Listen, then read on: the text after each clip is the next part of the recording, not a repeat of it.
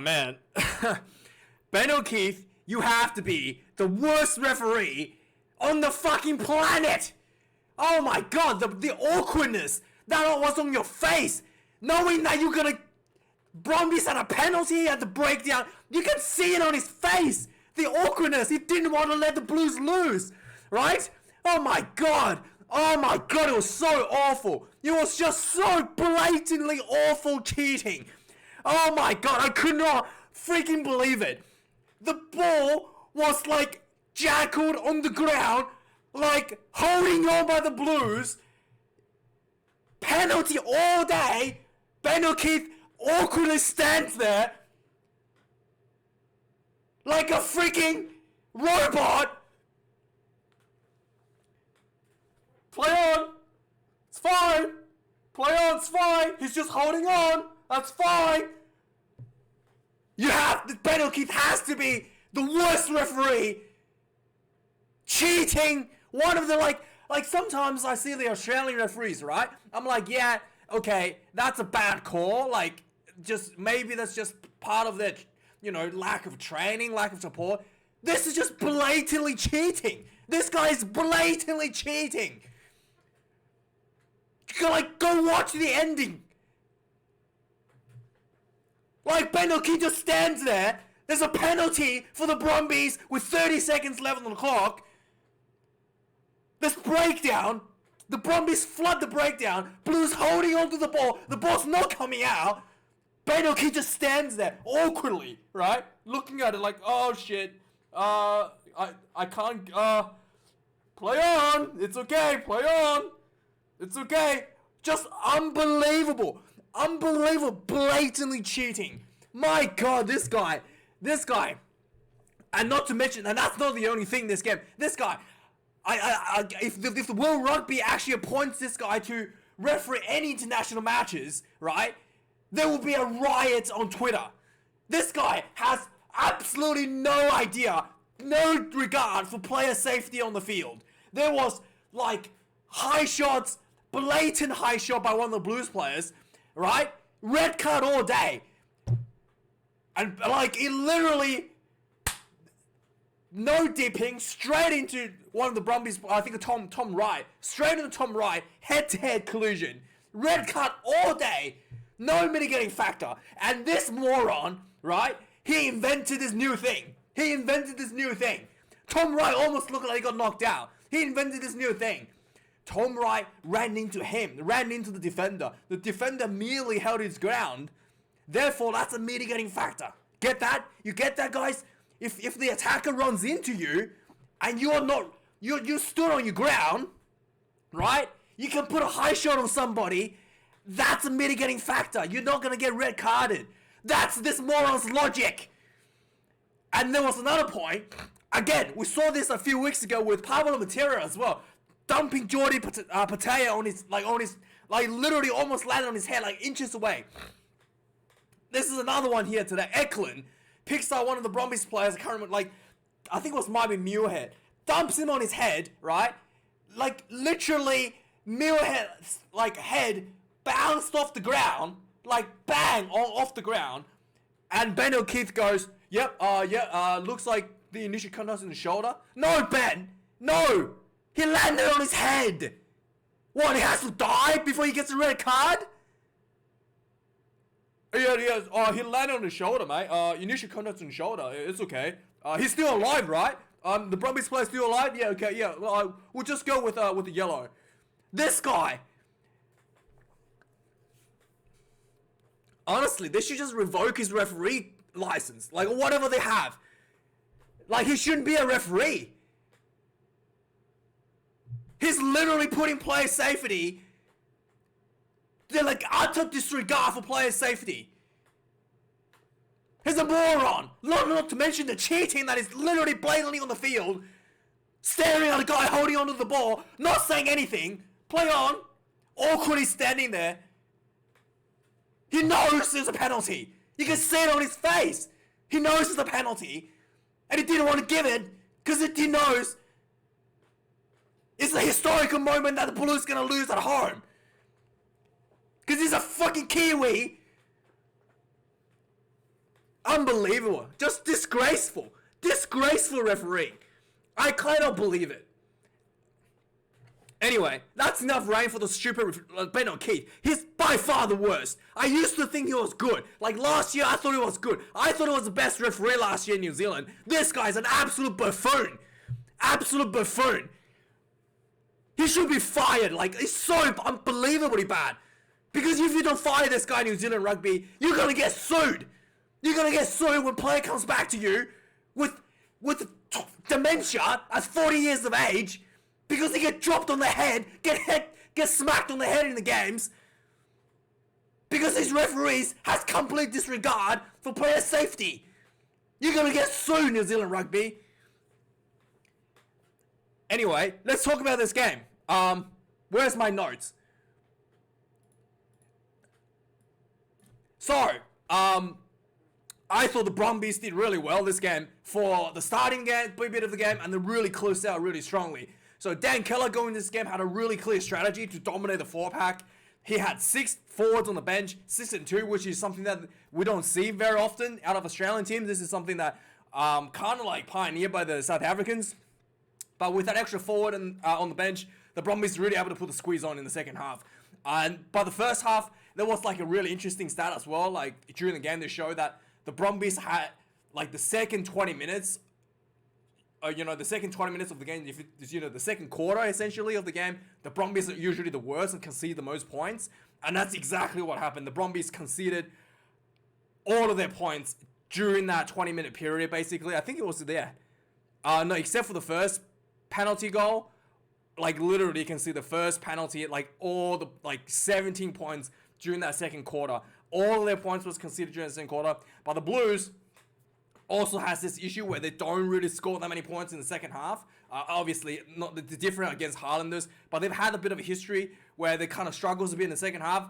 And yeah, the Blues were not able to score any points in the second half, and the Brumbies was able to almost put them on the ropes and the Blues had a 16th play on the field to help them eke out a win by 1 point. To be fair though, there was a stupid decision as well by Noah Lolesio by the Brumbies. Like, there was 30 seconds left on the clock. And Brumbies was in prime position to kick a goal, to get a penalty goal, just inside the Blues half. After this, play on, Brumbies did actually eventually rip the ball out. So the Brumbies was in prime position inside the Blues 40, in the middle of the field, and there was like 30 seconds left on the clock as well. You should have just kept going. It was just, and the Brumbies going forward, lots of momentum. Noah Lolesio. Obviously, they set it up for this. It's not like he decided on the spot, so it's probably not Lolasio's fault. But for some reason, the team, it's not Lolasio's fault here, because obviously everybody in the team knew this was happening because they set it up. But man, I thought this was just the stupidest decision ever. First of all, this was like 45 meters out, okay? Because you have to give the kicker some distance to kick. Lolesio has never kicked a drop goal from 45 meters out. As far as I'm ever concerned, I've never seen him kick a drop goal from this far. In fact, I don't remember him kicking any drop goals. So they decided, and also there was 30 seconds left on the clock. There's no reason to rush this kick so far out. If you want to do a drop goal, right, get closer. You have 30 seconds. Try get close to the 22 and then do the drop kick. Nope. Just gets the ball, tries to drop kick from 45 meters out, and he gets charged down. But the decision to go for the drop goal here was just mine. I literally screamed, "What the fuck are you doing?" I literally screamed, "What the fuck are you doing to the TV, man?" I cannot believe how stupid that was. Like, honestly, that was one of the, it's like one of those moments when you were like a kid, right? You don't know what's going on, what to do, you panic, and you just like, yeah, and take a kick. That literally looked like what happened. Except this was a decision made by the team. Everybody was setting up for this. 45-meter drop goal. 30 seconds left on the clock.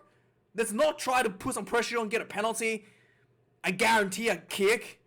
A placed kick. Let's just rush this for a 45-meter drop goal that Noah Lolesio has never done in his life. Let's do that. Let's do that. Yes, let's do that. It was, oh man, it was so annoying to watch. Anyway, the Blues, once again, Beauden Barrett was really, really good this game. His kicking game was just, the Brumbies, so the Blues absolutely dominated the kicking game. Beauden Barrett largely had a lot to do with that. And also, once again, the pressure from the Blues kicking game is a lot better. AJ Lamb, I thought, did really, really well pressuring the kicks from Beauden, whereas the Brumbies kicking game didn't have any of that, like, pressure. But the Brumbies did dominate the front battle. The lineouts was just an absolute nightmare for the Blues. Two more tries for the Brumbies, and the set piece for the Brumbies looked really good as well at times. But the Brumbies did have a scrum issues. I thought the scrum was 50-50. A lot of times it looked like it's a bit wet out there. It was a bit rainy. So you look like Tuanga. What's his name? Not Tuanga Fasi. What's his name? The other Nipolala. It looked like Nipolala and Jem Slipper both slipped, but the referee just penalized Jem Slipper anyway. So I thought there was a few calls, maybe a little bit 50-50, and the Blues got the the roll of the dice there. But I wasn't too fussed about that. The Blues did have visibly stronger scrummaging throughout the game. And the strategy for the Brumbies was really simple. Use that 4-pack dominance in the second half to win the game, and which is exactly what they tried to do, and it was so close. So close. Match stats, 450 run meters for the Blues, so Blues did have more dominance in the run meter part. The defense of the Brumbies was once again super bad. It was embarrassing. There were so many missed tackles this game. At half-time, 273 run meters for the Blues, 110 for the Brumbies. Just look at the defenders beaten here. 31 defenders beaten for the Blues, 13 defenders beaten for the Brumbies. At half-time, the Blues already beaten 14 defenders.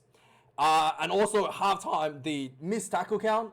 So you can see the missed tackle count. Oh man, that is so high. So the missed tackle count at half-time for the Brumbies is already at 19. Blues only missed 4 tackles in the first half. As you can see, the missed tackle count was again 12 in the second half. No, not 12. Is it 12? Yeah, 12 in the second half for the Brumbies. Really, really poor. Only had to make 91 tackles. So that's like 1 out of 3 tackles you're missing. Well, no one is 1 out of 4 because 91, 31, 120 tackles that needs to be made in total. You're actually missing 1 out of your 4 tackles from the Brumbies. That is really bad. 1 out of 4 tackles you're missing. That was poor. I'm actually surprised that Blues didn't score more tries because of it. There was a few opportunities the Blues didn't execute properly. But yeah, anyway, the kicking game, as you can see, absolutely dominant for the Blues. Not just in sheer numbers, but just in controlling the kicking territory as well. The Beauden was able to put a lot of pressure, kicking the ball left and right, high balls. Again, like Swiss pocket knife, he was doing a lot of good stuff for the Blues kicking game. So the kicks at halftime, Blues already up 16 kicks to the Brumbies 6. So obviously you can see here, Blues 27 kicks, 11 kicks in the second half. The Brumbies picked up the kicking game a little bit in the second half to 12, but overall the Blues had more control in that area. The big thing is lineouts. Pretty poor for both teams.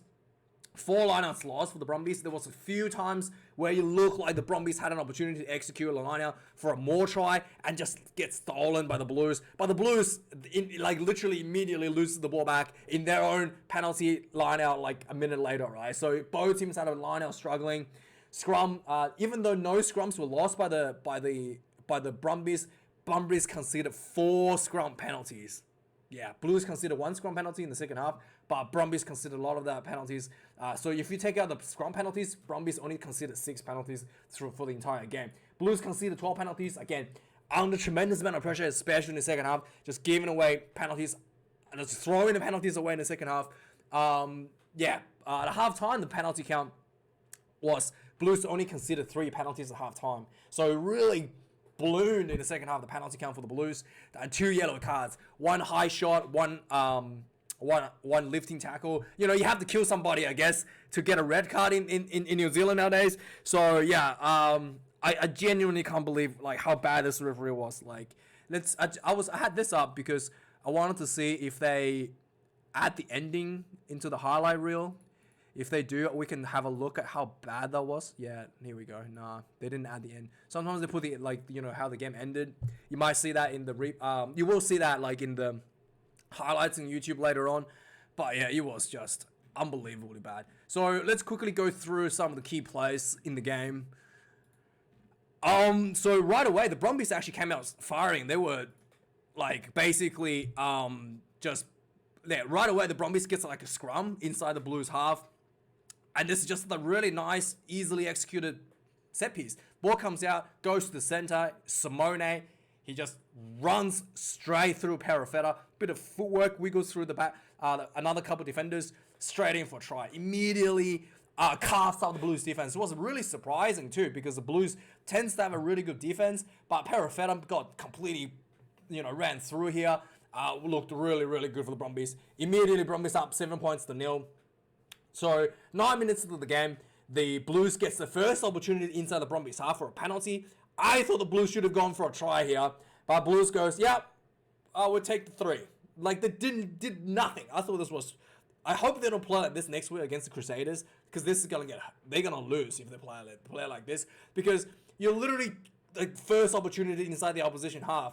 You could have just gone for a penalty, at least tried, right? You're 1 try behind. You have the entire rest of the game to play for. They take the 3. So 3 points to 7. And then on the 14th minute, Brumbies gets a penalty. And this was a kickable penalty. And I really applaud the Brumbies for this as well. I thought they did really well in the decision making. I criticized them a lot in the past for taking the soft option like the Blues did. So they didn't take the soft option. They went for the maul. They knew the maul was the advantage. And this maul was messy as hell. If the Brumbies maul kind of gets split up and gets tackled just short on line, surely that's a penalty. You get tackled short on line when there's a maul. I thought for sure, and it looked like there was Blues players coming in left and right. It looked like there was an offside as well. But the maul gets, the player gets, ball carrier gets like tackled short, like in the maul technically, a meter short from the try line, and Brumbies just try to pick and go. And then the Blues was able to hold up. So end up with goal line dropout. So that was a really big opportunity for the Brumbies. But I'm glad they tested out, even though they didn't get the points that they were looking for. But they did get they did put a lot of pressure on the Blues at this point. On the 20th minute, the 20 minute there was a penalty against the Blues so basically the Blues had like a line out inside the Brumbies half. Darcy Swain grabbed the play in the air, pretty obvious penalty there. And then so to play the advantage, Blues put a high bomb out. Nick White and Tom Banks both going for this ball and collides into each other, and Nick White gets clombered on the head, and I was just like, red card, son, red card. I was screaming red card on TV, but that was But anyway, Blues converts, takes another 3 points here instead of going for the lineouts. 6 points to 7, 20 minutes into the game. And this next 20 minutes is literally all the points of 17 out of the 20 points were scored in the next 20 minutes. This was really bad once again for the Brumbies. On the 22nd minute, they literally at this point, the TV showed up a little stats in the corner that the Brumbies had the worst defensive period is this 20 minutes, and exactly everything such the Brumbies was just it was really bad. Anyway, so the Blues basically on the 22nd minute gets turned over on the breakdown. The Blues gets on the front foot and attacking. Riku Ioane just carves up the Brumbies back line. He must have beaten a few defenders. I think a bit of offloading going on, and eventually Hoskins Susutu, it was really cool. Charlotte picks up and just rammed himself through for a try. Immediately the Blues gets in front, after the 20th minute mark, 13 points to 7. Blues gets himself ahead. On the 25th minute, another turnover inside Blues 22. The Brumbies squandering their opportunities left and right. On the 34th minute, there was a lot of poor defense. Once again, so a lot of poor defense, but this was followed by a bad kicking game from the Brumbies. The Brumbies basically, there was a lot of this kick this game. I was surprised they didn't get punished a bit more. If the Wallabies did this, and they had, against Will Jordan, this would have been an absolute nightmare. But luckily, the Blues didn't have someone like Will Jordan in the team, I guess, to that level of counter-attack. So the Blues still did really well, exceptionally well. Bowden basically gets this ball and then just starts to run out of their own half. Nice little pass out wide to Rico. They just just carves through the Brumbies defense. A lot of back and forth between the Blues team. Really good handling. Gets inside the Brumbies 22. And then eventually Talea gets the ball. What happened? Yeah, so eventually the ball comes out to Bowden. Bowden steps through 3 defenders, offloads to, I think it was Lamb. Lamb pops the ball over to Talea on the sideline, goes in for try. Again, Bowden Barrett just being able to just wiggle himself through a couple defenders, draws another one, and then still get that little backhanded offload out. Oh, super, super impressive. Suddenly, Blues gets him back, pulls himself further ahead, 20 points to 7 on the 34th minute. And that's the last point the Blues scored of this game. So, yeah, the second half basically was just all Brumbies.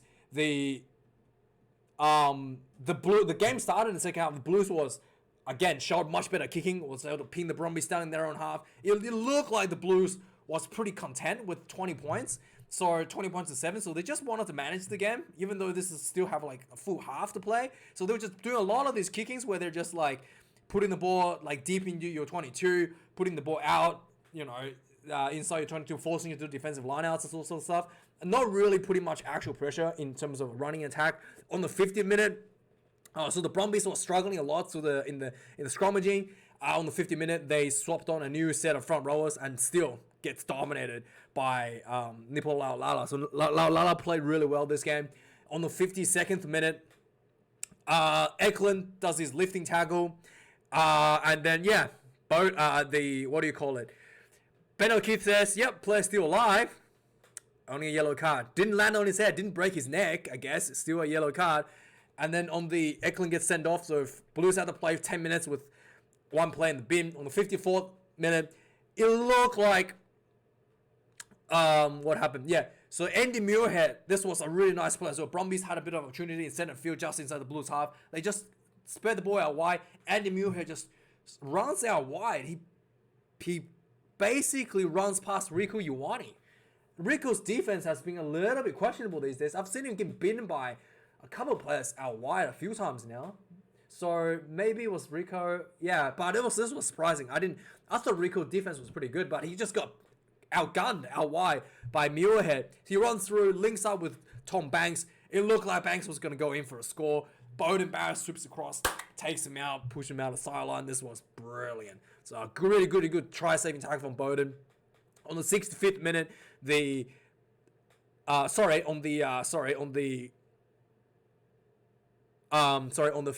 minute later from this line out,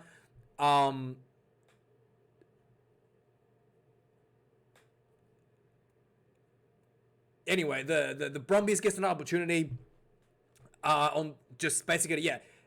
So basically, the Brumbies gets so the Blues try to exit. The Brumbies end up getting back into the Blues half. So on the 58th minute, the Brumbies were just like going for those lineouts, going for those mauls again and again and again. There was one point where the Brumbies looked like they crashed through, but Perofeta managed to tackle I think it was Simone again, hold him up, and and it was literally a try, one-on-one tackle, still able to hold someone up over the try line. This was a brilliant save, try-saving tackle. But eventually on the 58th minute, the Brumbies, the more it gets the better of things, the more comes down. Lockie Lonergan, fresh off the bench, that finishes for the Brumbies, start paying off, just mauls over, goes into try. And this was turns out to be a really important conversion from the side, not like too far from the sideline, from a bit of an angle, and Wallace still misses this one. Turns out this was a painful miss as well. 58th minute. So the Brumbies 12 points to 20. On the 62nd minute, AJ Lamb busts through the Brumbies defense like pretty much the first time in the second half. I do think AJ Lamb is a really good potential for the All Blacks. He's actually really good. So good at running the running game and so good at under the high ball. I thought was really good. Bust through, and then so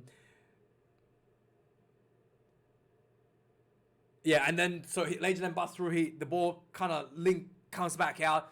I think it was what happened here. AJ Lamb basically busts through. They link it up. He gets bust through. He gets he gets tackled, and the ball comes out right. Just a nice little short ball to Bowden Barrett. He just runs straight through the 9-10 channel. Again, a lot of Seals defense probably a bit questionable here. Runs straight through, and he's just bolting down the field. He gets tackled short, and it's rainy, so he gets tackled short. He slides. It looked like he slided over the line and he scored, but he gets flipped just before the ball was able to touch the ground, and the ball popped out his hand. And the referee was going to TMO review it, and Bowden just walks up to the referee. He goes, no, I knocked it on. You don't have to review it. So it was just quickly to play it on. I thought it was really good from Bowden just to save everybody some time and tells the referee, I knocked it on. It wasn't on a try. He looked really close. I thought for sure he scored because he got tackled and was sliding on the ground, and it looked like the ball could have touched the line from the far camera angle that we had on TV. On the 71st minute, the Brumbies once again in the Blues half, just nice, just running, hard running, pounding. I think there was 7, 8, maybe even 10 phases later, not able to get through. Samuel gets a nice little gap. He gets tackled short. He looked like he got a head collision with Finlay Christie, but maybe I thought I was okay because both players was literally slipping down. Gets a head collision. I'm pretty sure there was a head collision here. Wasn't looked at. And then the Brumbies gets another 5-meter line out. So the Blues was, the Brumbies did have penalty advantage from this. So they go for the 5-meter line out. The game gets stolen. And the ball gets stolen. Yeah, and then this was a huge pressure relief. On the 74th minute, another high shot on Tom Wright.